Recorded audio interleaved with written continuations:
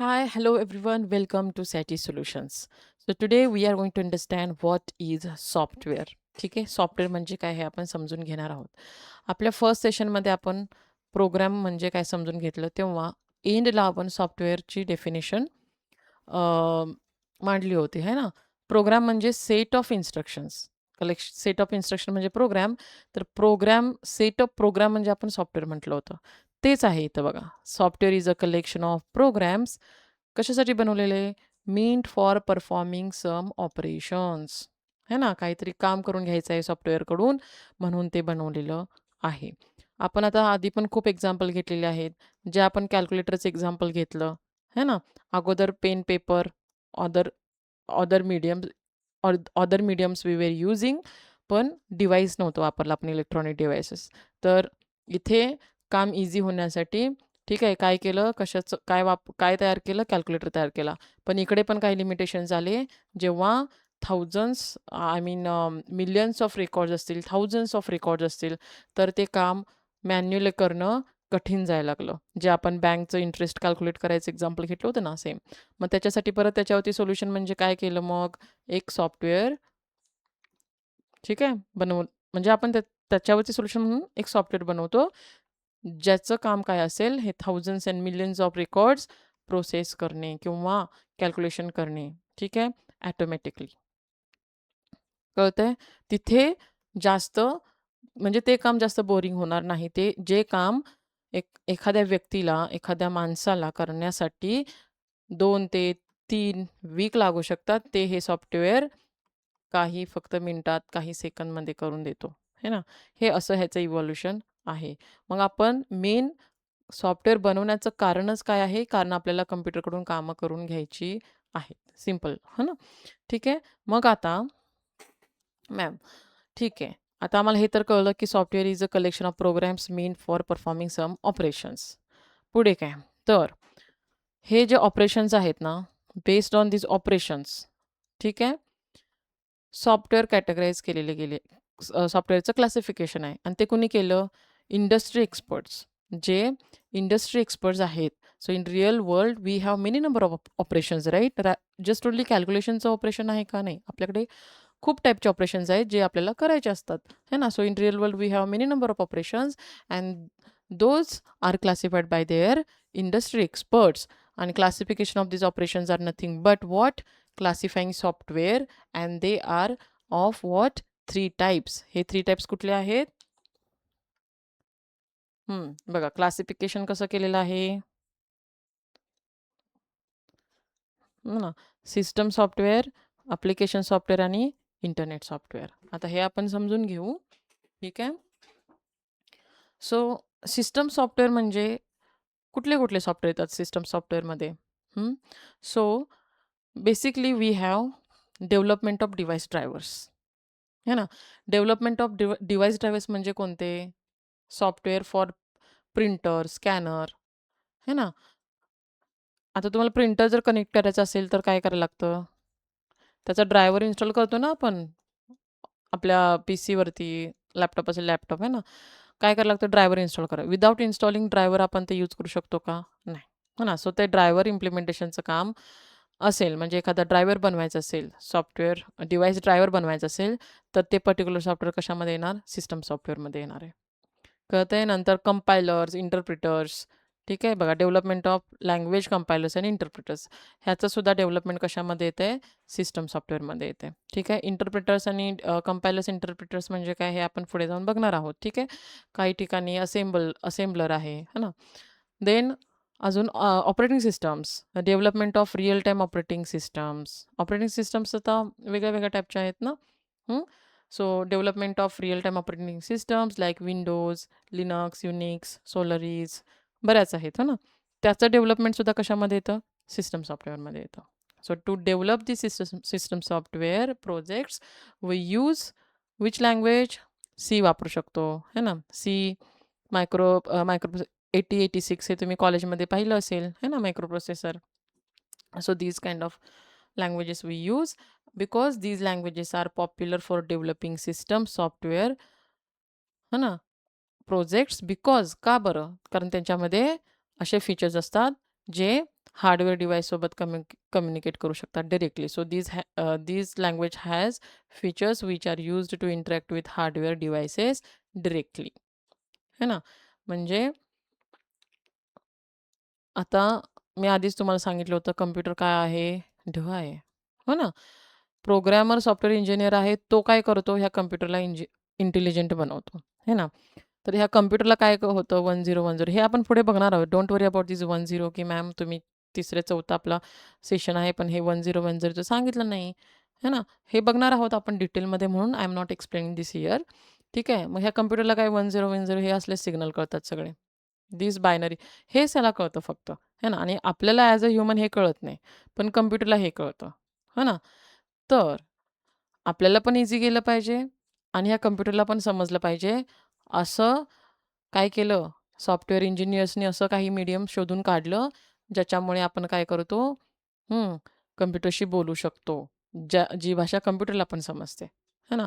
त्याच्यामुळे मी म्हटलं हे तुम्ही काय आहे हुशार आहे आणि कम्प्युटर काय ड आहे. तुम्ही कम्प्युटरला इंटेलिजंट बनवलं. हां, ठीक आहे. तर हे आपण काय नेमकं हे आपण नंतर बघू. नंतर काय आलं आपलं आता मी काय सांगत होते, की हे जे ह्या ज्या लँग्वेजेस आहेत ना, तर ह्या लँग्वेजेसमध्ये असे काही फीचर्स आहेत, जे काय करतात डायरेक्टली हार्डवेअर डिव्हाइसेससोबत इंटरॅक्ट करू शकतात. They are rich in those libraries. It has rich set of libraries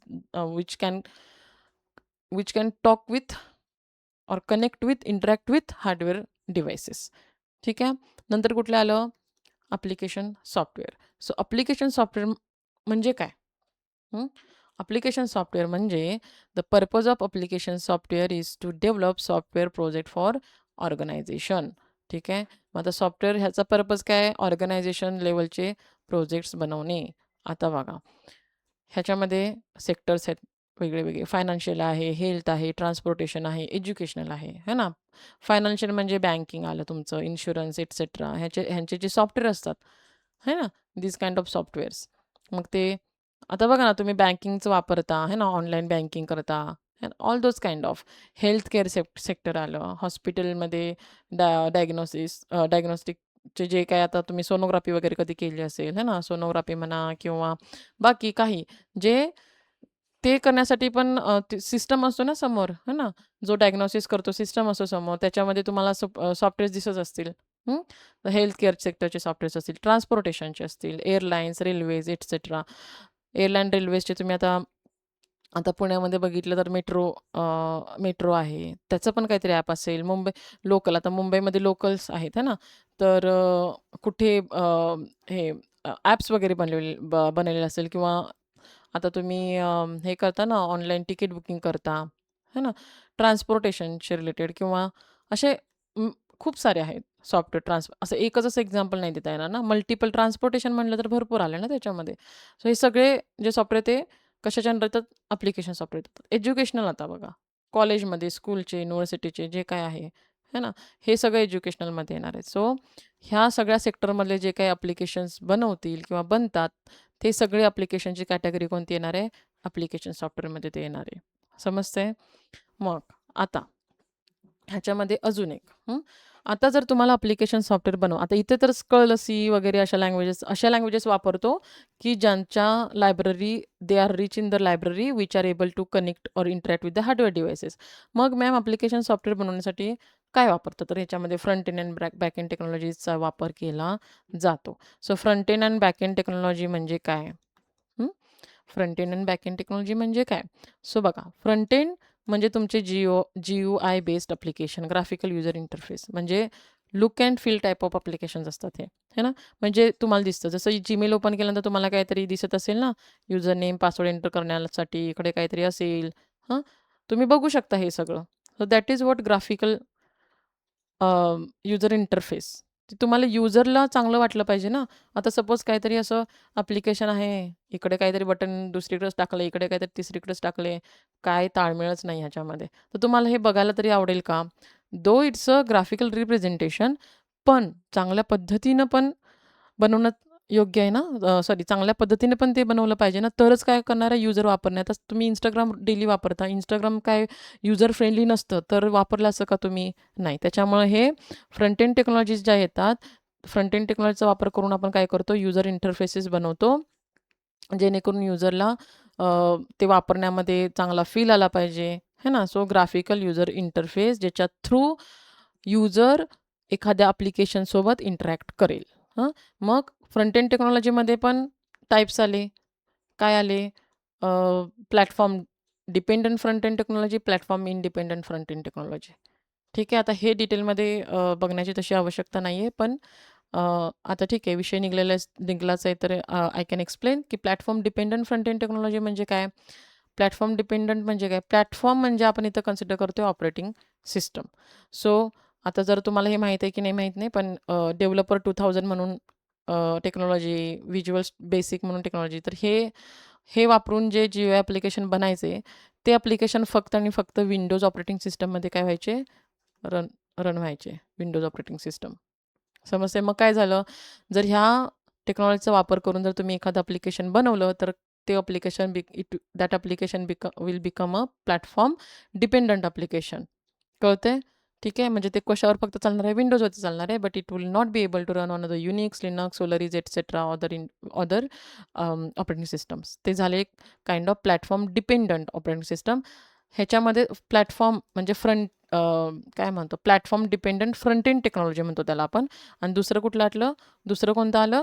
platform independent front end technology. मग ह्याच्यामध्ये कुठले होते? आता हे वापरत नाहीत जास्त, पण AWT, ह्याला अब्स्ट्रॅक्ट विंडोइंग टूलकिट म्हटलं जातं, ॲपलेट, स्विंग, आता हे वापरत नाहीत. आता ह्याच्या ठिकाणी म्हणजे जावा एफएक्स म्हणून एक आहे. ठीक आहे. तर जावा एफएक्स वापरलं जातं. But we used to write programs using applet swings in our college days, आणि त्याच्यानंतरही आम्ही केलेले आहेत प्रोग्राम्स. बट सांगण्याचा मुद्दा हा की front end platform independent front end technologies म्हणजे काय? तर अशा टेक्नॉलॉजीज, अशा कन्सेप्ट तुम्ही वापरून एखादं सॉफ्टवेअर बनवणार, जे फक्त एकाच ऑपरेटिंग सिस्टमवरती नाही, तर कुठे गेलं पेन? सॉरी, एकाच ऑपरेटिंग सिस्टममध्ये नाही, तर कोणत्याही ऑपरेटिंग सिस्टमवरती ते रन होणार. Okay. So if we develop any GUI application using such technologies, then that application becomes platform independent front end platform independent front end technology म्हणतो आपण त्याला. ठीक आहे. अजून काय? आता फ्रंट एंडचं कळलं तुम्हाला. फ्रंट एंड म्हणजे तुम्ही लक्षात घ्या GUI, ग्राफिकल युजर इंटरफेस. ठीक आहे. आता बॅक एंड टेक्नॉलॉजी म्हणजे काय? हं. तर पर्पज काय आहे बॅक एंड टेक्नॉलॉजीचा? So the purpose of back end technology is to get the data persistency. ठीक आहे. पर्सिस्टन्सी म्हणजे काय मॅडम? पर्सिस्टन्सी म्हणजे काय? Storing the data permanently. So in real time what we do, we can achieve this data persistency with file or database. But it is not recommended to use files for the data persistency, because storing data into the file is not reliable. It means anybody can manipulate the data storing inside the file, because it doesn't provide the security in terms of username and password. But it is highly recommended to use database, because most of the database provides the security in the terms of username and password. कळते? That's why those are the mediums to store the data. So backend technologyचं काय आहे? So there are backend technologies which are used to develop plus front end plus back end, हे दोन्ही मिळून काय होणार आहे? तुमचं ॲप्लिकेशन तयार होणार आहे. ठीक आहे. बॅक एंडला तुम्हाला काय वापरायचं आहे? ती प्रोग्रामिंग लँग्वेज तुम्ही वापरू शकता.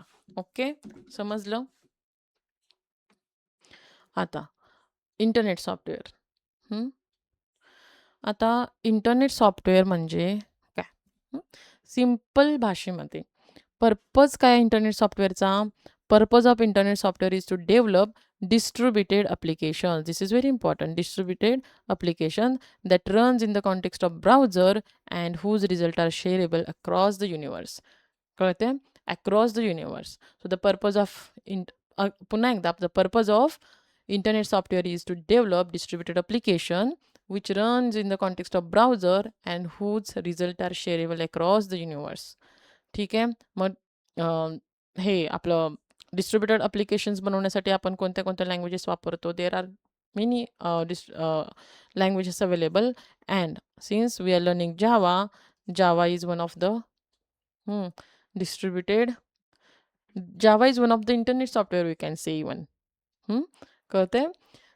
Using Java we can build distributed applications. ठीक आहे? जावाचा उपयोग करून तुम्ही मल्टिपल टाईपचे ॲप्लिकेशन बनवू शकता, but Java is mostly famous for developing what? distributed application. So Java is one of the internet software developed at Sun Microsystem. Initially आता ते Oracle ने टेक ओव्हर केलेलं आहे. So released to the real world and used by all the programmers for development of each and every application. ठीक आहे? And it is more popular for developing what? Distributed applications. ठीक आहे? आता तुम्ही Amazon वापरत असाल, है ना? कळते? Amazon वापरताय. हे सगळं Amazon, फ्लिपकार्ट, जेवढं तुमचं ओव्हर द इंटरनेट तुम्ही जे काही ब्राउज करू शकता, जे काही बघत आहात आता, है ना?